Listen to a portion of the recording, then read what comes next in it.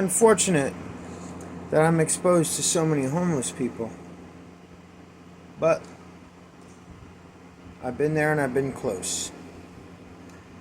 The thing that I learned and that I know and that I was taught and that I relearned was that what you do affects you just as much as what you don't do affects you.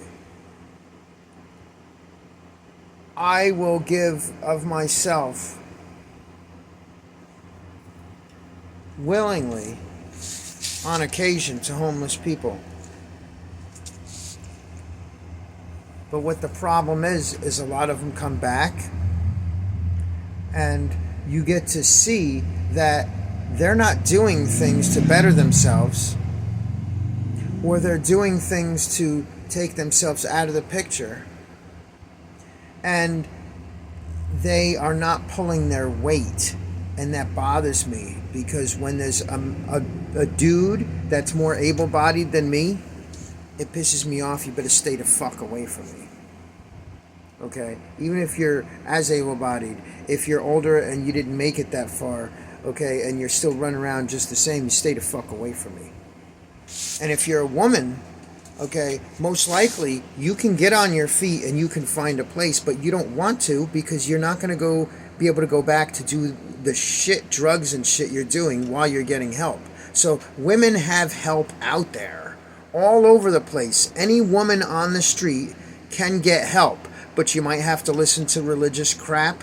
You might have to go through a center. You might have a curfew, but at least it's off the street. So then you put yourself back on the street to hang out with the same fucking piece of shit friends. The guys and the girls do this, and then they opt out of their chances, and they cancel out those opportunities and chances they have, and it falls back on whoever they see that they want to ask something for. Now, I'm a single dude at 51. I've had my brothers fail me. Not blood, but other dudes, we had plans and programs. They have failed because of substance abuse and criminal activity, or combined with substance abuse. So I've wasted my invested time with them. As for women, I don't have a woman. And it's disgruntling and depressing to see so many piece of shit women out there. Okay, and then you'll try to be cute and come up to me and ask me for something, and I know it's a bunch of shit. Okay, just like with religion. Even religious people like to talk about Jesus with bums because, the bums are entertaining it and they're both getting something out of it. Okay, the religious people that force preach onto addicts are getting their fill from preaching, and they'll give to the addicts, and they'll feel good like they have little concubines around, and the addict knows, so they're going to play that, and they're both idiots. I said it. Okay, and for the amount of quality people out there in your average everyday life, and the amount of trash people that are lazy and don't pick up after themselves, especially because some of these people, they'll hang around like by my door and put fucking garbage everywhere, and then they'll walk off and get high to their fucking place or whatever they do, and I'm left with the trash to clean up, and then they're like revolving around where I'm at, and it makes me look bad, and I don't want a fucking part of it. You stay the fuck away from me. And some of them get aggressive, like, oh, like I should be, compassionate towards them because they are desperate. But you know what? You're not doing about it. You're nothing about it yourself. So that's why you stay the fuck away from me. And yeah, it hurts for me to people to say no when people ask me for stuff and it's 99 degrees outside and they're hungry and thirsty. But guess what? If I don't have it, or I'm tired of seeing your face and I know that you've thrown it away every time, I don't want to give to you. I'm not going to.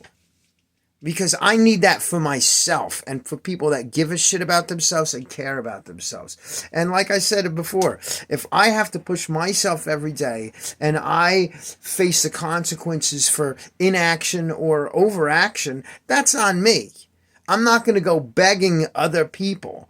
I decide on fate, and I decide to try and pick myself up and make a positive vibe, so it makes me available and open to goodness and opportunity, and whatever the help I need.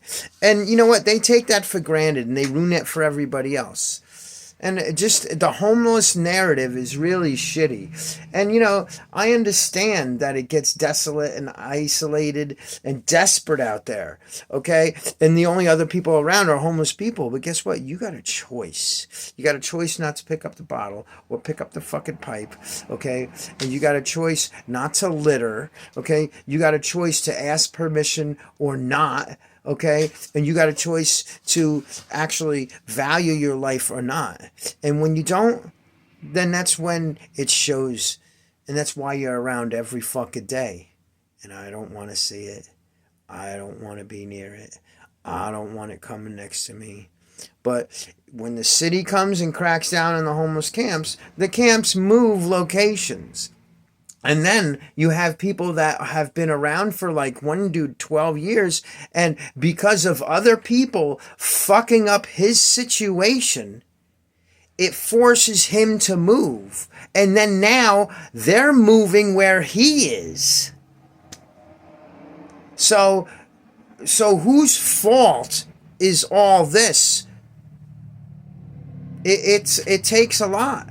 And you know what? If there's habits involved, you have to break them. You have to break your habits, and you have to come out of that to receive the help and opportunity you want to get off the street.